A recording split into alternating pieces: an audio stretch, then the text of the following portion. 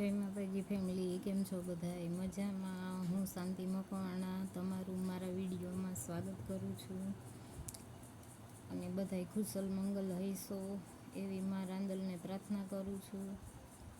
તો ફેમિલી, મારે એક વાત એવી કરવાની છે કે એક બેન અને દીકરી કેટલી હદે લાચાર અને મજબૂર બની જાય છે.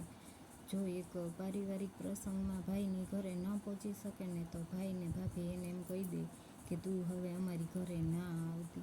તો એને ના પાડવાનું કારણ શું હોય છે? કેમ કે જો બેન ન પહોંચી શકી તો બેનની કોઈ મજબૂરી તો હશે ને ન જવા માટેની. તો ડાયરેક્ટ એવો શબ્દ કેમ ભાઈને ભાભી વાળી દે કે તું હવે અમારા પારિવારિક પ્રસંગમાં ના પહોંચી શકી તો તું હવે અમારી ઘરે ના આવતી. કેમ એ દીકરીના બાપનું ઘર નથી? એ આજીવન ભાઈ એની બેનને એના ઘરે બોલાવી નથી શકતો કે એને એમ શાંતિથી અને પ્રેમથી એને આશરો આપી નથી શકતો? પરભારો જાકાર જ દઈ દેવાનો બેનને કે તું હવે અમારી ઘરે ન આવતી. અને ન આવતી એ શબ્દ વાળવાનું કારણ શું? જે દીકરી પારિવારિક પ્રસંગમાં ના પહોંચી શકી અને નહીં આવી હોય તો એનું એ કોઈ પણ કારણ તો હશે ને. એ દીકરીની કોઈ પણ મજબૂરી તો હશે ને ન જવા માટેની. એવી હઠ તો એ મનમાં લઈને નહીં બેઠી હોય કે મારે જવું જ નથી. એવું તો એના બાપના ઘરે અને ભાઈ માટે એવું તો નહીં વિચાર્યું હોય ને કે મારે જવું જ નથી.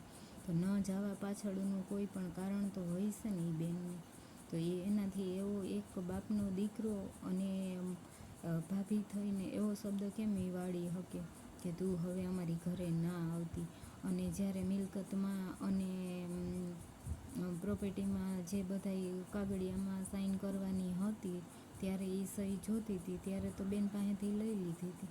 ત્યારે કેમ એમ ન કીધું કે તું હમણાં સહી ન કરતી? અમે તને જ્યારે ના પાડી દઈએ ને કે તું અમારી ઘરે ના આવતી ત્યારે આપણે બધાય સંબંધ પૂરાને તું એ સહી કરી દેજે. તો એ હું સહી કરી દીધી. તો આજીવન બાપને ઘરે ન જવા માટે એ દીકરીએ સાઈન કરી છે કે હું આજ પછી કોઈ દી મારા બાપની ઘરે નહીં આવું. એવા શબ્દ કહીને દીકરીએ સાઈન કરી છે.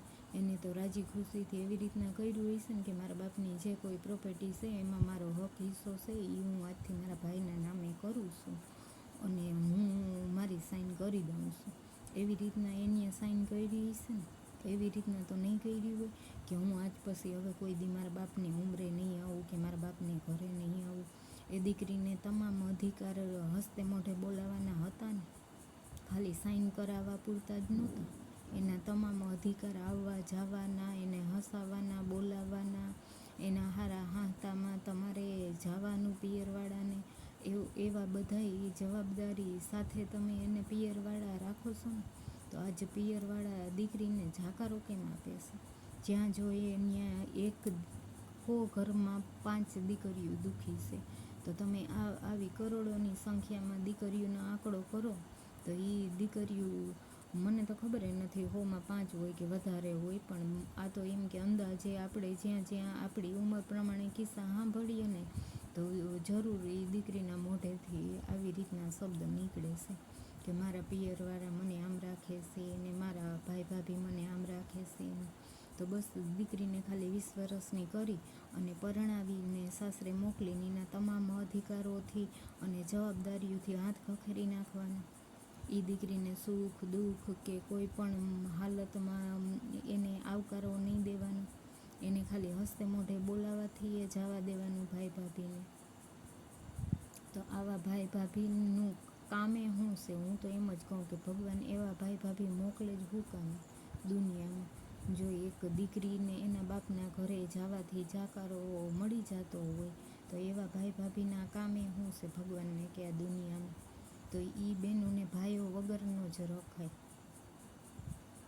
એવા ભાઈની કોઈ જરૂર જ નથી. જેણે બાપને ત્યાં કાંઈ જોયું ન હોય અને બીજાને ઘરે જઈ અને જાહો જલાલી ભાડી જાય ને તો એ દીકરીઓને ધક્કા મારવામાં આવે છે.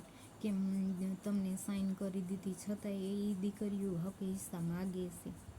એવા પુરાવા કે એવા કોઈ ખાતરીદાર માણસ છે તમારી પાસે? તો બતાવો એને કંઈ. એના ઘરે એ સંતોષથી જ રહે છે. અને ઉલટાનું અત્યાર સુધી દીકરીએ ભાઈને એટલું દીધું જ્યારે દીકરી પાસે કાંઈ નહોતું છતાંય ભાઈને સામે માથે દીધું છે. હવે આજે એ દીકરીની જવાબદારી એટલી એ નહીં કે એને હસતે મોઢે બોલાવી શકે.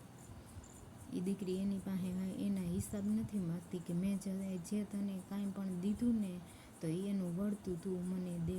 એ હિસાબ નથી માગતી દીકરી ખાલી એટલું જ કહેવા માગતી હતી કે તમે ખાલી હસતે મોઢે બોલાવો ને તો એ ઘણું હશે, તમારું અમારે કાંઈ ખોટો સિક્કો એ ન જોઈએ. તો એ દીકરીને જાકારો દેવામાં કેમ આવે છે? ને એક દિને સમય દીકરી પાસેથી લેવું હતું ત્યારે તો દીકરીને હાવ એટલે હાવ ખંખેરી લીધી હતી. દીકરી પાસે એમ માનો ને કે 100 રૂપિયા એ ઘરમાં નહોતા રહ્યા, એવી રીતના દીકરીને ખંખેરી લીધી હતી. ને આજ એ જ દીકરી એને કાંઈ આવી હતી, આજે એ જ દીકરીને સૌથી પહેલાં પાટું મારી.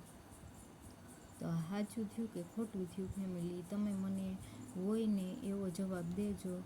જો એ દીકરી એટલું બધી એના ભાઈનું રાખ્યું હતું અને છતાં એને ભાઈએ ધક્કો માર્યો, તો એ દીકરીની ભૂલ છે કે ભાઈની ભૂલ છે? તમે મને જે સત્ય હોય ને એ મને કોમેન્ટમાં કહેજો. મારે તમારી પાસેથી જવાબ લેવો છે. સાચું ખોટું હોય ને તમે મને કહેજો. કે અડધી રાતે પણ એની બેન કાંઈ આવી હતી, કોઈ પણ એના અન્ય કોઈ પણ સંબંધ હતા ને એ કોઈ કામ નહોતા આવ્યા, પણ અડધી રાતે એની બેન કામમાં આવી હતી.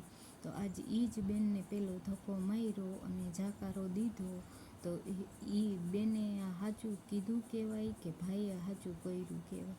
તમે મને કોમેન્ટમાં ફેમિલી બધાય તમે મને કોમેન્ટમાં જવાબ દેજો. જે સત્ય હોય ને એ જવાબ દેજો.